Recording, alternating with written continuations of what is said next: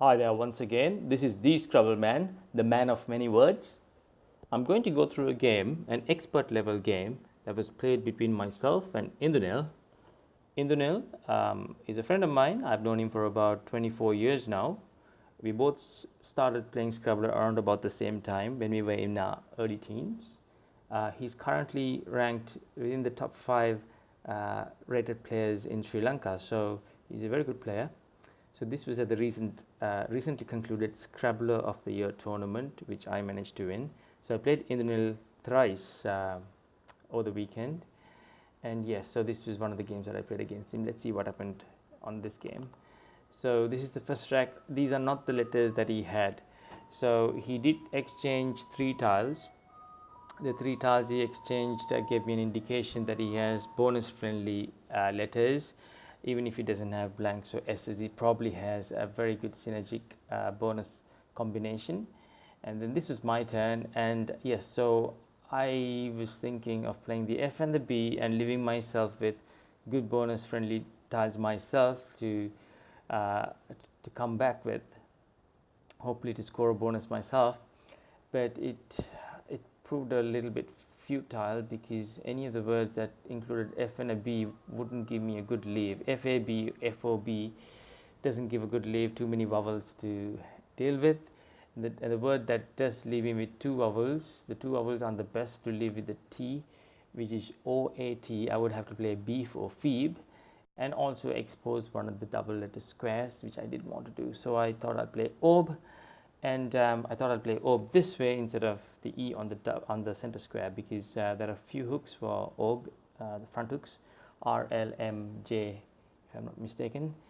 So I thought I'll be a bit defensive. Obviously, I would have liked to have played the F instead of the B. More bonuses probably with the B than with the F, especially with the ATE. But again, with the F, I open up one of the double letter squares.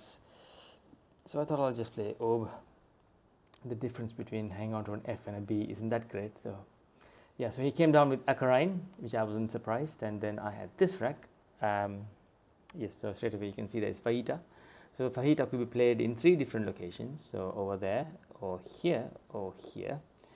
I opted to play it on top because it opens up many parts of the boards as I can reach, because I'm slightly behind. It's only the first couple of moves, only about 50 behind, so nothing really to worry myself about. But I still thought, let me just make sure the how I set up the board, it favors me on the long run to probably narrow that gap now of about 50 points. And yes, I did have a G at the top 2 options. I did see that, but it's unnecessarily opening up the triple lane between 8 and 15. And also I did see Taj, but the leave is very bad with IIFE, so I opted to play Faita this way. And then he played a lovely word, worry. I wouldn't have played this word myself, but if someone had played this against me, I wouldn't have challenged it. I do recall seeing this somewhere in my history of Scrabble, so I did pause for a moment, but I was fairly confident this was in fact a hook for array. So there we go. Then I had a very interesting rack. I had this rack, and obviously some of you would have straight away recognized that if there were one of 3 letters at the right spot on the board, I would have probably scored a bonus. So with this 7 tiles plus an L, N and an R, you can score a bonus. So that's Obilizes, Ebenizes and Soberize respectively. So none of them were available, at least the right spot. I could see some R's, but I can't fit the bonus through those R's. So I thought I'll get a decent score, hang on to some decent styles. Yes, the best move is this, but I'm hanging on to 3 vowels and a consonant, which is not the best thing to do. Things can get very messy with too many vowels. So I thought I'll play buys, and OSC is not too bad. Plus I'm opening up a bit the top triple lane. It'll force him to block or something. So next turn, yeah, he did come down with double, and I was holding my breath as he was laying his tiles down, the D and the O and the U. And the B, there are a few bonuses with that beginning, those 4 letters beginning. So there's doubters, doublers. So I thought he's coming down with a bonus, especially with 2 blanks unseen, but he stopped at double, thankfully. And then I had this racked. I straight away looked at this exposed triple letter square next to the E there, but I didn't have another I or a U to make use of that. So I opted to play walks rather. Yes, there are these options, but I want to leave myself with the option that will leave me with the best tiles possible for a bonus next turn. So that's EES, I thought, then OESS. I'm sure there's someone there who's done the calculations, but my gut feeling was EESS is better than OESS. So that's what I did. So so far that's the progress on this game. Yes, let's continue with the game. His rack was this, and you can obviously see that he scored a bonus. The bonus he scored is Mjold. He had two or three other options. There's a lovely word through the ON. We'll see in a minute. Yes, there's emulation, which he missed. I don't know whether I would have spotted that myself, but it's a lovely word. Obviously, he had a few more options there. Mjold is a very good spot. Not many people would have spotted that. And this was my rack. And I didn't play the best move there with these letters. I should have played that word going the other direction, where I wouldn't have had to use that extra E of mine, which probably would have helped me score a bonus sooner than what happened in the subsequent moves. So that was definitely a miss. I probably thought Akarine didn't take an S. Akarine is a very high probability bonus, 8-letter bonus. I really should have known that. I didn't even give it a thought. So next turn he plays Dalton. I was very pleased that he didn't score a great deal through that triple. He didn't get a 35 or a 45 points score. And again, a suboptimal move on my part. I played YOK. I should have played the same letters over here. I did see this. I did spot this word, but I wasn't 100% sure that this could be one of the variants of YEUK or EUK. They all mean the same thing, but there we go. I need to really brush up on my fours. Fours are very crucial. I did see this yoke, but I wasn't 100% sure of it. Even if I was sure of it, I don't know whether I would have played this, because it's taking a very helpful bonus lane out of the picture and blocking up these floaters as well. And the next turn he plays Van. So things are looking rather ominous for him, because he didn't choose to block any of these. He didn't take the triple up there. Neither did he block any of these floaters, this E and this S or this T there. So I'm half suspecting he could be having the blank or something helpful for him to score a bonus. And I had this rack awfully close to a bonus again. Losing that E when I played E-Quiz proved very crucial there. If I had an E with any of the other tiles instead of any of the other tiles here, I would have probably had a bonus, but there we go. So I was trying to get a 5-letter word, making a parallel play with E-Quiz, but there I couldn't see any that scored high enough for me to forego my good bonus synergy that I have. So I thought I'll play SOZ DAITS. DAITS is a good leave when you're trying to score a bonus in the subsequent turn. There aren't any places to score a 7, but hopefully this E or the S or this T will be still exposed for me the next turn. And the next turn, in fact, he comes down with the bonus. Hip lines, I challenge this. I would have played this word myself. It's interesting, he did play the I at this spot rather than here. It's a slight oversight on his part. He would have scored 4 more points, or 2 more points at least, yes. But I would have played this word myself, but I was a bit desperate and I thought I'll challenge him. And I lost 5. He scored 5 points extra because of my failed challenge, unsuccessful challenge. And I did have a bonus 7-letter word myself. More importantly, the 7 tiles, I was able to fit it in with a few floaters that were available. I think the S was the only floater there for me to score an 8-letter word. No other floater, and I squeezed it in somehow. So that worked out well for me at that point. I played D-Stains. And then the subsequent move, he had retained plus a V. You would see with his turn, he played Ravens, but before he played Ravens, he played Vista. He laid down the tiles, VISTA, and then he plays Ravens, so that gave an indication that he did have retain plus a V. So Lady Luck is smiling on him uh, rather than me for this game. As you can see, he's got both blanks and he pulls out retain plus V. So that's how it goes sometimes in Scrabble. Um, if you see my rack, so while he was deliberating on his move, on his turn, I had this rack. So I did see the bonus straight away. I did see the bonus that you could have made with the N, pre-human. And then also there's a lovely five-letter word, a six-letter word where you pluralize, five-letter word pluralizing with the S of D stains, last S of D stains, umras. That would have scored me, I think, 45 points.